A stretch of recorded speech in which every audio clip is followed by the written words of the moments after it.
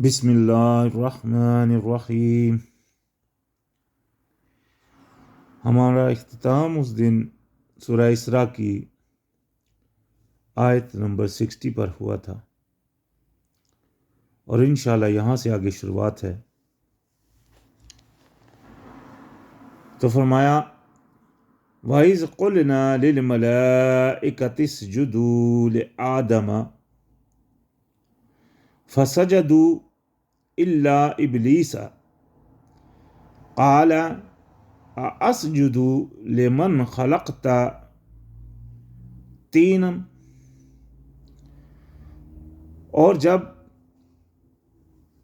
کہا ہم نے فرشتوں سے یہ کہ سجدہ کرو لیے آدم کے، تو سجدہ کیا انہوں نے مگر ابلیس نے، یعنی کہ ابلیس نے نہ کیا۔ کہنے لگا کہ کیا اسے میں سجدہ کروں جسے تو نے تخلیق کیا مٹی سے۔ تو یہ بات سمجھنے کی ہے، یہ واقعہ سورہ بقرہ میں بھی گزرا ہے، اسی طرح پیچھے سورہ الاعراف میں بھی گزرا ہے، کافی دفعہ قرآن میں اس کا ذکر ہے، 7 دفعہ تقریباً۔ تو ہر دفعہ اس میں تھوڑا تھوڑا مختلف ہے، لیکن یہ بات واضح رہے جو جیسے پیچھے بھی بیان ہو چکی ہے کہ جو ابلیس تھا وہ یہ کہا تو فرشتوں کو گیا تھا، ویسے تو یہی معلوم ہوتا ہے کہ شاید وہی فرشتہ تھا، لیکن اس کے بارے میں اللہ پاک نے دوسری جگہ آیت میں فرمایا وہ کان من الجن، وہ تھا جنوں میں سے۔ تو یہ ایک نسل تھی، یہ ان کے ساتھ تھا، کس وجہ سے تھا اس کے بارے میں بہت ساری مختلف باتیں ہیں کہ وہ نیک تھا یا جو بھی وجہ تھی۔ تو اللہ پاک تو ہر چیز پہ قادر ہے نا، تو لیکن اس کے اندر کی جو چیز تھی، جو انکار تھا، اللہ پاک نے اس کو ظاہر کرانا تھا، تو یہی چیز جو اس کے سامنے ظاہر ہوئی۔ تو سجدے سے جب اس نے انکار کر دیا تو دوسری جگہ قرآن میں ہے کانا من الکافرین، ہو گیا وہ کفر والوں میں، کرنے والے انکاروں میں۔ تو اس سے اس کی نا امیدی بھی بڑھ گئی، یعنی کہ اس نے وہ ایک تو ہوتا ہے نا بندے سے ایک غلطی ہو جائے تو وہ اپنی غلطی کا اعتراف کر لے دل میں اور اللہ تعالیٰ کے سامنے رجوع ہو جائے، یعنی کہ واپس تائب کا مطلب ہوتا ہے اللہ کی طرف جو رجوع ہو جائے، پلٹ جائے، تو وہ پلٹ جاتا ہے اللہ کی طرف، یہاں پہ مجھ سے غلطی ہوگی یا اللہ مجھے معاف فرما۔ ایک تو یہ ایک کیفیت ہوتی ہے، لیکن ایک بندہ ہوتا ہے جو اپنی غلطی کرے اور پھر اس کے اوپر اڑ جائے، تو یہی حال اس کا ہوا۔ ابلیس نا امید ہونے والا اس لیے کہا گیا اس کو، کیونکہ اس نے غلطی تو کی، تو غلطی کے اوپر یہ نہیں کہ میں توبہ کر لوں، بلکہ الٹا وہ اس کے اوپر ڈٹ گیا اور پھر اللہ سے اجازت نامے طلب کرنے لگا، جیسے یہ اگلی آیتوں میں آئے گا انشاءاللہ۔ تو فرمایا قال ارأیتک ھذا الذی کرمت علی لئن اخرتنی الی یوم القیامۃ لأختنکن ذریتہ الا قلیلا۔ یہ ابھی شیطان نے کہا، کہنے لگا کہ یہ دیکھ تو صحیح جسے تو نے عزت دی ہے میرے اوپر، یعنی کہ وہ کہنے لگا کہ یہ جس کو تو نے عزت دی ہے میرے اوپر، اگر تو مجھے مہلت دے قیامت کے دن تک، تو وہ کہنے لگا کہ میں برباد کر دوں گا اس کی اولاد میں سے مگر تھوڑوں کو۔ یہ دیکھیں اس کو بھی اعتراف اس نے کیا تھوڑوں کو، تو لہٰذا یہ اعتراف کا کیوں تھا؟ کیونکہ اللہ پاک نے، وہ آگے آتی ہے بات، تو اللہ پاک نے اسے کہہ دیا تھا کہ تمہارا زور ہر کے اوپر نہیں چلے گا، وہی بات آگے آ رہی ہے۔ تو یہ جو اس نے کہا کہ تھوڑوں کو، کیونکہ اس کو اس سے پہلے یعنی کہ وہ اللہ پاک نے اس کو فرما دیا تھا، جیسے کہ اور جگہ پہ بھی آتا ہے۔ تو اللہ پاک نے فرمایا قال اذهب من تبعك منهم فإن جہنم جزاؤکم جزاء موفورا۔ اللہ پاک نے فرمایا تو نکل جا، اتر جا، تو جو کوئی بھی اتباع کرے گا یعنی کہ پیروی کرے گا ان میں سے تمہاری، تو اس کی پھر جزا ہے جہنم، اس کا بدلہ کیا ہوگا؟ جہنم، اور بدلہ بھی کتنا؟ پورا، مکمل پورا بدلہ اس کا، وہ کیا ہے؟ جہنم۔ یہ دیکھیں اتباع کی بات ہوئی ہے یہاں، ابھی کوئی بات یہ نہیں کہا جا سکتا کہ ہر وقت اس کی اتباع۔ اگر کسی نے اس کی اتباع کی اور تائب نہیں ہوا، یعنی کہ اس عمل میں جس کی اللہ پاک نے منع فرمایا، اس عمل میں اس کی اتباع کی اور اس سے پھر تائب نہیں ہوا وہ بندہ اور اسی حالت میں اگر مر جاتا ہے، تو یہاں اللہ پاک اس قول کے مطابق بات کلیئر اللہ پاک فرما رہے ہیں کہ اس کی پھر جزا کون سی ہے، پورا اس کا مکمل کیا ہے جزا، وہ ہے جہنم۔ تو لہٰذا اگر کوئی انسان کسی غلطی سے کوئی غلطی کر بیٹھتا ہے، یا کوئی ایسی بات کے اوپر اس کے اوپر جیسے وہ تو وہ وسوسے کس طرح، یہ بھی اگلے آیت میں آتا ہے کہ اس کو طاقت جتنی ملی ہے وہ بھی ابھی آ رہا ہے انشاءاللہ۔ تو لہٰذا کوئی بھی انسان جب ایک غلطی کر بیٹھتا ہے، اس کی بات سن بیٹھتا ہے اور کوئی ایسا عمل کر بیٹھتا ہے جس کو اللہ پاک نے اپنی کتاب میں منع فرمایا، تو اللہ پاک نے چونکہ فرمایا ان تجتنبوا کبائر ما تنہون عنہ نکفر عنکم سیئاتکم وندخلکم مدخلا کریما۔ تو لہٰذا یعنی کہ یہی بات جو اس نے کی، یہ وجہ اس کی کیا ہوئی کہ اس نے ہم سے وہ دشمنی کی ابتدا کی۔ تو ابھی جو کوئی بھی اس سے بچنا چاہتا ہے تو اس کے ان سب چالوں کو صحیح اچھی طرح سمجھ لے۔ تو لہٰذا فرمایا اللہ پاک نے جو اس کی اجازت دی، یہاں بھی اس کا ذکر آ رہا ہے وَاسْتَفْزِزْ مَنِ اسْتَطَعْتَ مِنْهُمْ۔ تو فرمایا کہ اللہ پاک نے اس کو جو اجازت دی کہ تو پھسلاتا رہے، یعنی کہ پھسلا سکتا ہے، من استطاعت، جو بھی طاعت کرے گا تمہاری، منہم، ان میں سے، یعنی کہ ان کو تو پھسلا سکتا ہے جو تمہاری استطاعت کرے گا ان میں سے، کس سے؟ بصوت کا، ایک تو اپنی آواز سے، ٹھیک ہے، وَأَجْلِبْ عَلَيْهِمْ، اور ہانک لا، یعنی کہ ہانک کر آ جا، علیہم، ان پر، بخیلے کا، خیالوں سے، یعنی کہ ان کے خیالوں میں کچھ وسع ڈال کر تو اپنے خیالوں سے ان کو یعنی کہ کچھ وسوسہ کر دے، یا جو بھی اس طرح کا عمل کر، یعنی کہ ان کے خیالوں میں بھی کچھ چیز جس طرح دل میں بندہ ڈال دیتا ہے اس طرح کی عمل۔ تیسرا کیا؟ ورجل کا، اور اپنے یعنی کہ وہ پاؤں سے، قدموں سے چل کر کسی کی، جیسے ابھی آپ دیکھتے ہیں کہ کسی بندے کے ساتھ شیطان ہے تو وہ بندہ وہ آ جاتا ہے آپ کے ساتھ، تو وہ جناب اس کو پھسلاتا رہتا ہے۔ تو ایک تو وہ ہو گیا۔ دوسرا ایک ہے جس نے اپنے شیطان کو اپنا ساتھی بنا لیا، ٹھیک ہے نا، قرین بنا لیا اپنے ساتھی، تو ایک تو وہ ہو گیا۔ دوسرا ایک اور جگہ قرآن میں آتا ہے، اللہ پاک نے فرمایا کہ تو ان کے پاس آ، اپنے ان کے دائیں سے اور بائیں سے اور اوپر سے اور نیچے سے، اور تو یہ جو بیان ہوا اس آیت میں، اس میں دائیں بائیں سے اگر تھوڑا سا مطلب، اب مثال کے طور دائیں کا مطلب ہوتا ہے سیدھا، تو سیدھے سے اگر آئے، مثال کے طور ابھی آج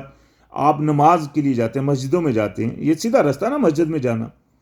تو آج مسجدوں میں کیا حال ہے؟ تفرقہ بازی پھیلی ہوئی ہے۔ مسجد میں جو امام بیٹھا ہے وہ بھی تفرقے میں پڑا ہوا ہے، اپنے اپنے فقہ کی طرف بلا رہے ہیں، شاید وہ کسی کو اللہ کے علاوہ کوئی پکار رہا ہے، وہ اس کو اچھا سمجھ رہے ہیں، مثال کے طور کے اوپر ایسے بہت سارے فرقے ہیں جو اللہ کے علاوہ دوسروں کو پکارتے ہیں اور اس کو وہ ثواب سمجھتے ہیں۔ تو ابھی ایک بندہ کہتا ہے کہ میں جاؤں مسجد میں، اللہ کے راستے کی کوئی راستہ ڈھونڈوں، جو وہ سیدھے کی طرف جا رہا ہے، تو آگے وہاں جو جائے گا تو وہ اس کو کون ملے گا؟ شیطان کا ساتھی، تو سیدھے میں بھی وہ بیٹھا ہوا ہے۔ اسی طرح بائیں سے، دائیں سے بائیں، یعنی کہ جو الٹا ہے، ابھی دیکھ لیں آج کل مثال کے طور پر فلم کے ہیرو ہیں وغیرہ ہیں، اسی طرح مثال فٹ بال کے وغیرہ پلیئر وغیرہ ہیں، یا جو بھی ہیں، یا یہ جو حکومت کے چلانے والے، ڈیموکریسی کے جو حاکم بنے ہوئے ہیں، یہ اپنے آپ کو اچھا کہہ رہے ہوتے ہیں، لیکن ہوتے کیا ہیں؟ یہ شیطان کے ساتھی ہیں۔ جس طرح جو مثال کے طور کے اوپر جو ایکٹر ہے وہ پیسہ اللہ کی راہ میں خرچ کر رہا ہوتا ہے، لیکن کمایا کہاں سے ہوتا ہے؟ غلط طریقے سے۔ تو یہ مطلب کیا ہے کہ الٹے سے بھی وہ اپنے آپ کو سیدھے سمجھ رہے ہو۔ تو یہ چیزیں ہیں جو شیطان نے ان کے اندر ڈال دی ہیں، وہ ان کو بالکل یہ چیز سمجھ نہیں آ رہی کہ ہم غلط کس جگہ پہ، تو اس وجہ سے اللہ کی پکڑیں بھی ہوتی ہیں۔ تم لہٰذا اللہ پاک نے یہاں جو اس کے مہلتیں دی کہ تم اس طرح سے آ سکتے ہو، اور ساتھ ہی فرمایا وَشَارِكْهُمْ فِي الْأَمْوَالِ وَأَوْلَادِ وَعِدْهُمْ، اور ساتھ میں فرمایا کہ شریک ہوتا رہو ان کی اموال میں اور اولاد میں، اور ان کو وعدے دیتا رہے۔ ابھی اس کا شریک ہونا کیا ہے؟ مثال کے طور کے اوپر ابھی اللہ نے کسی کو مال دیا ہے، تو جو مال دیا ہے یہ کس کے لیے دیا ہے؟ اللہ پاک جیسے قرآن میں آتا ہے قارون کے پاس سب سے بڑی دولتیں تھیں، قرآن میں آتا ہے کہ جب وہ نکلا تو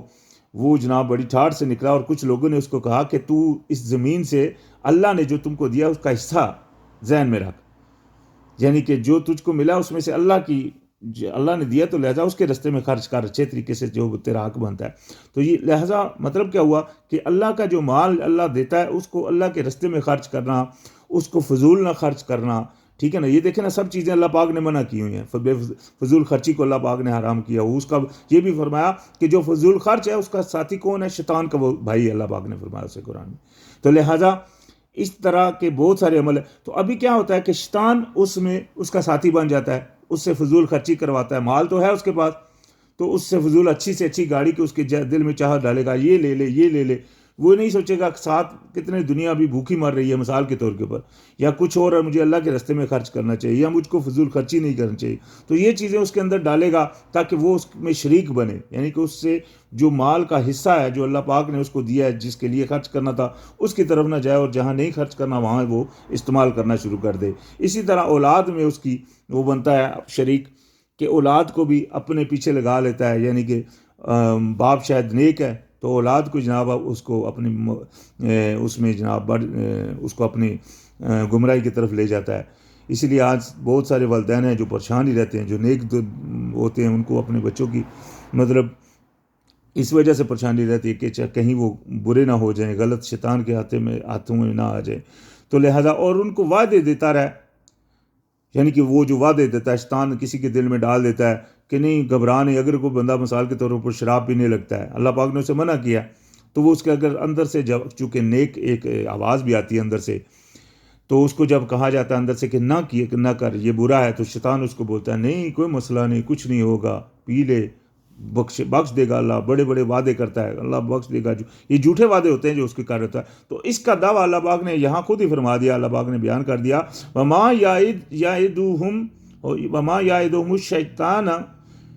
یعدہم الشیطان الا غرورا، اور نہیں وعدے کرتا شیطان مگر صرف دھوکے کے، یعنی کہ شیطان کا جو بھی وعدہ ہے وہ صرف دھوکہ ہے۔ انسان کو سمجھنے کے لیے اتنی بڑی بات کافی ہے،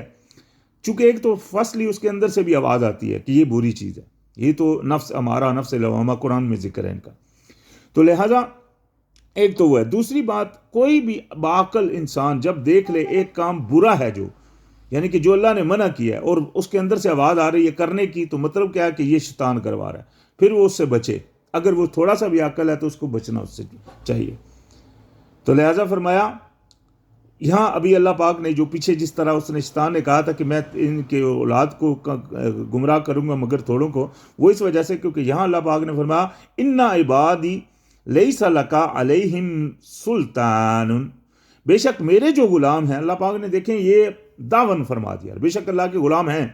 اللہ پاک نے فرمایا میرے جو غلام ہیں نہیں ہے تمہارا ان کے اوپر کوئی بھی زور، ان کے اوپر تمہارا کوئی زور نہیں چلے گا، یعنی کہ جو میرے غلام ہیں۔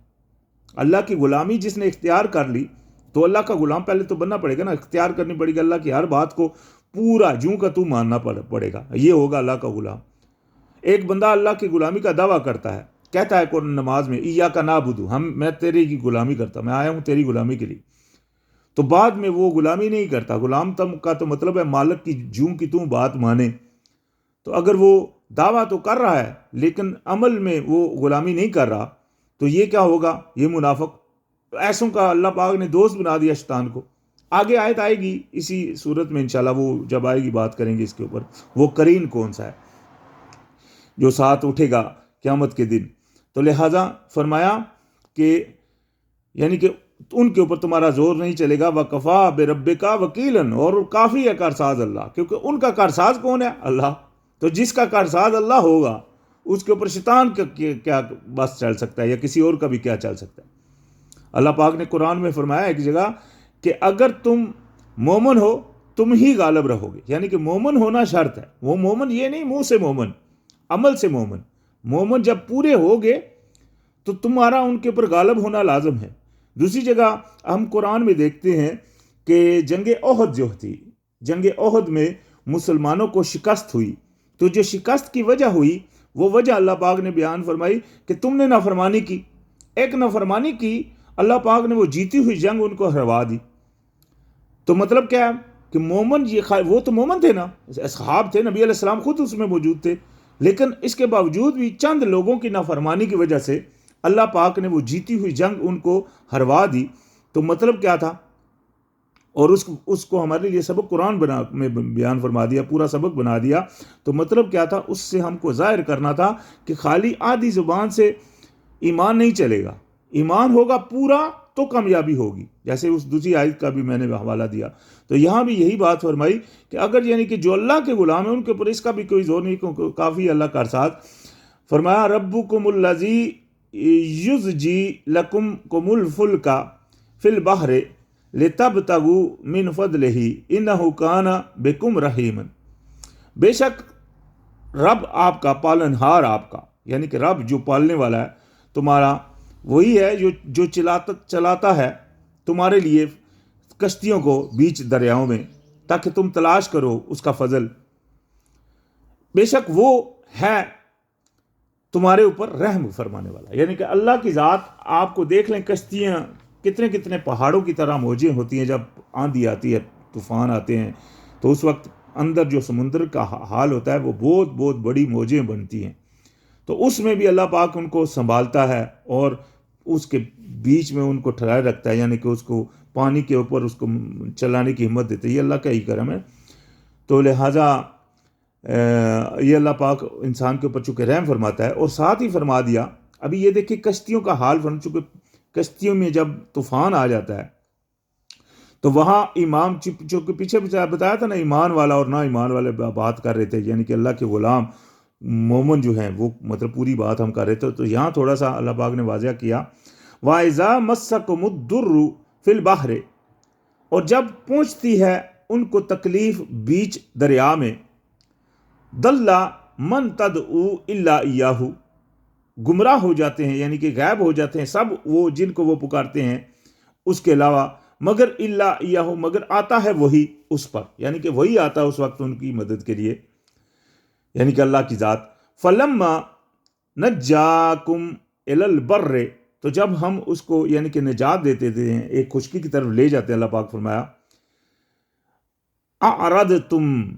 وہ روگردانی کرنا شروع کر دیتا ہے، یعنی کہ اعراض کرنا شروع کر دیتا ہے، یعنی کہ منہ پھیر لیتا ہے، بے رخی کر جاتا ہے۔ یہ انسان کی کیفیت بیان کر رہے ہیں چند انسانوں کی جو مطلب پرست انسان ہوتے ہیں، جو اللہ کے ساتھ دل سے نہیں چلتے۔ جب مصیبت آتی ہے تو اس وقت وہ صرف اللہ، یہاں تو صرف اس طرح فرمایا، دوسری جگہ فرمایا وہ صرف اللہ کو خالصتاً ہو کر پکارتے ہیں، اس لیے اللہ ان کو نجات دیتا ہے۔ یہ بھی یاد رکھیں، اگر وہ کسی اور کو پکارتے رہیں گے تو وہاں یہاں تو صرف وہ بات نہیں کی گی، لیکن دوسری آیت میں اس طرح بیان ہے کہ جب وہ مصیبت میں آتے ہیں تو صرف اللہ کو خالص ہو کر اس کو پکارتے ہیں۔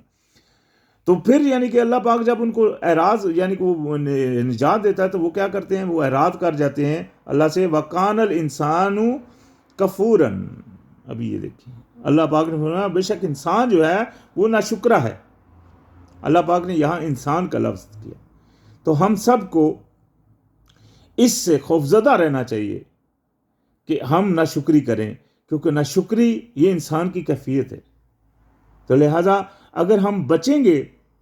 انتہائی ہم کو کوشش کرنی پڑے گی کہ ہم نہ کریں، کیونکہ انسان کی یہ کیفیت کے اندر ہے، یہ ذہن میں رکھیں۔ تو لہٰذا اللہ پاک نے فرمایا افامنتم، کیا تم بے خوف ہو، ان یخسف بکم جانب البر او یرسل علیکم حاسبا ثم لا تجدوا لکم وکیلا، کیا تم اس سے بے خوف ہو کہ دھسا دے تم کو لے جا کر خشکی میں، یعنی کہ خشکی میں لے جا کر تم کو دھسا دے، او یرسلا، یا بھیجے تمہارے اوپر، علیکم تمہارے اوپر، حاسباً یعنی کہ آندھیاں، بہت ساری آندھی ہوا اس طرح کی بھیج دے تمہارے اوپر، تاکہ اور تم نہیں پاؤ اس کے سوا کوئی بھی وکیل۔ تو یہ ایک کیفیت اللہ پاک نے فرمایا کہ تم کو اللہ پاک نے جب وہاں سے نجات دے دی، آج تم ناشکرے ہو گئے، تو کیا تم اس سے بے خوف ہو گئے کہ وہ زمین میں ہی تم کو دھسا دے؟ اور ساتھ ہی دوسری آیت میں فرمایا ام امنتم، کہ کیا تم اس سے بے خوف ہو، ان یعیدکم فیہ، کہ دوبارہ لے جائے یعنی کہ دوبارہ تم کو اسی میں سے اسی میں لے جائے جس میں جس طرح تم کو سمندر میں تھے تو نکالا تھا، تو اللہ پاک کیا تم اس سے بے خوف ہو کہ دوبارہ تم کو وہاں لے جائے، فی ترات نخرا دوسری دفعہ،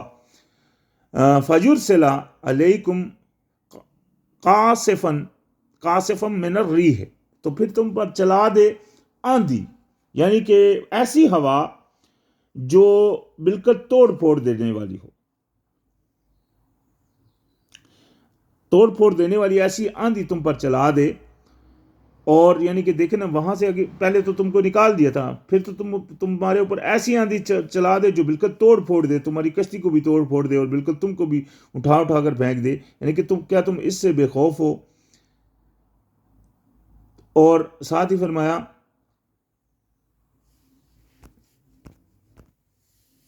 غرق کر دے تمہیں بما کفرتم، اس وجہ سے کہ جو تم نے کفر کیا، یعنی کہ تم کو وہاں دوبارہ واپس لے جائے، پھر وہاں پہ ایسی آندھی چلائے کہ تم کو توڑ پھوڑ دینے والی، اور تم کو وہاں پھر غرق کر دے تمہارے کفر کی وجہ سے،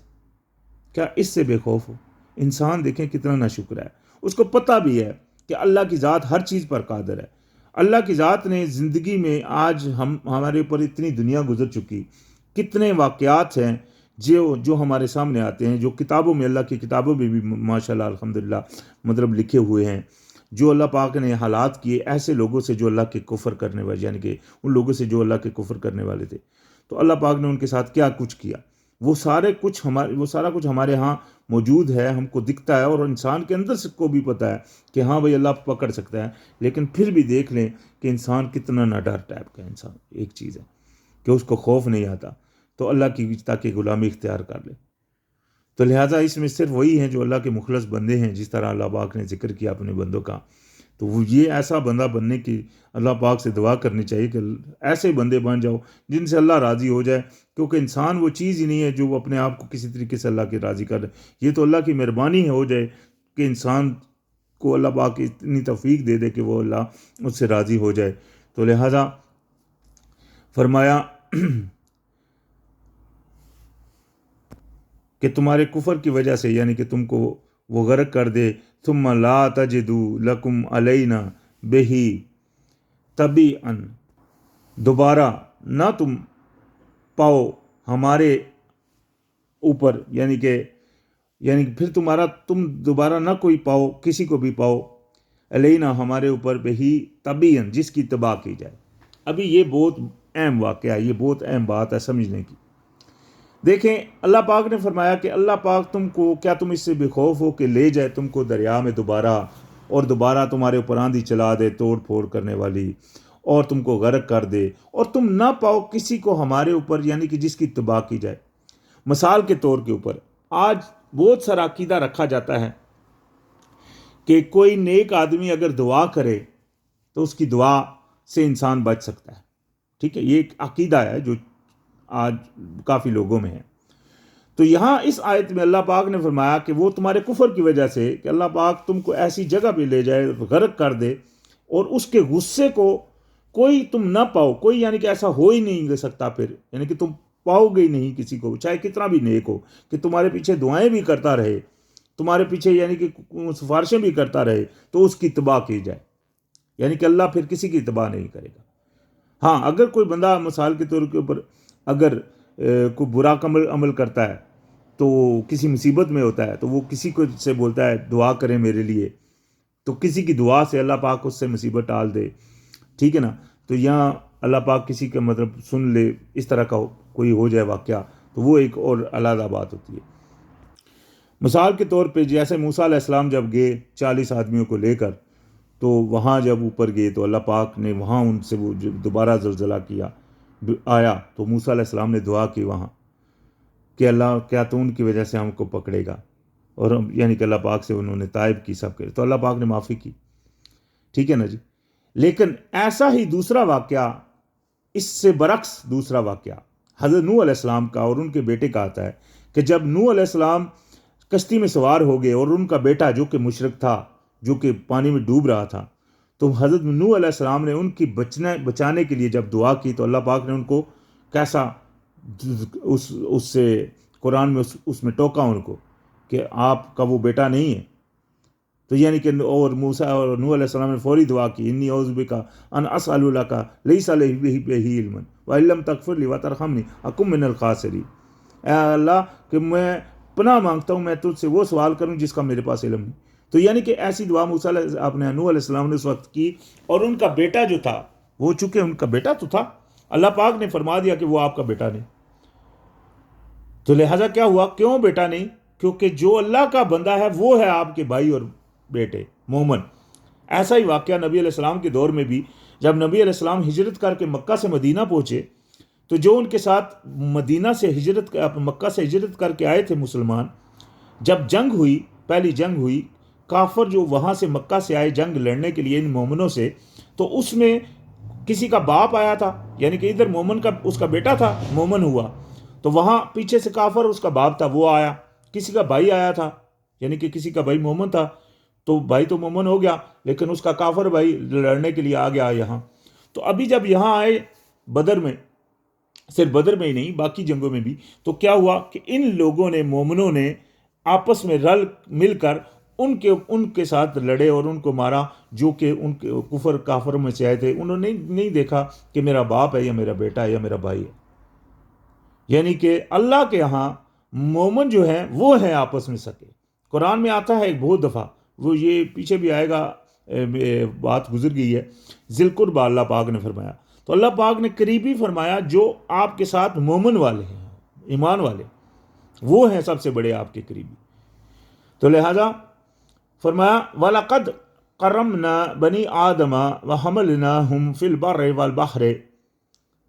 وَرَزَقْنَاهُمْ مِنَ الطَّيِّبَاتِ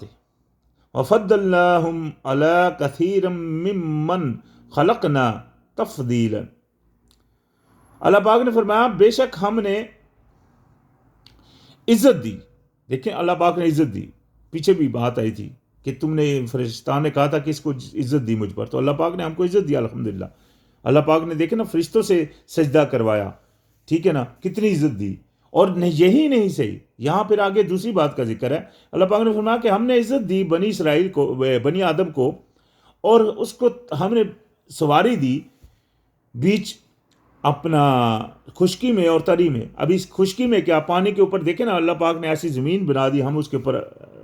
الحمدللہ چل سکتے ہیں۔ اسی طرح تری میں بھی جب جاتے ہیں، اللہ پاک نے ہم کو کشتی، پہلی جو کشتی بنی حضرت نوح علیہ السلام کو، اس کو اللہ پاک نے بنانے کا پورا طریقہ جو تورات میں آتا ہے، کس طرح بناؤ، کس طرح کیو، کتنے فٹ ہو، کتنا باقاعدگی طریقے سے اللہ پاک نے ان کو دیا، اور اس کے مطابق وہ بنائے گی۔ تو یہ بھی اللہ کا کرم ہے۔ اور اللہ پاک نے ہم کو رزق دیا اچھی چیزوں میں سے، پاکیزہ چیزوں میں سے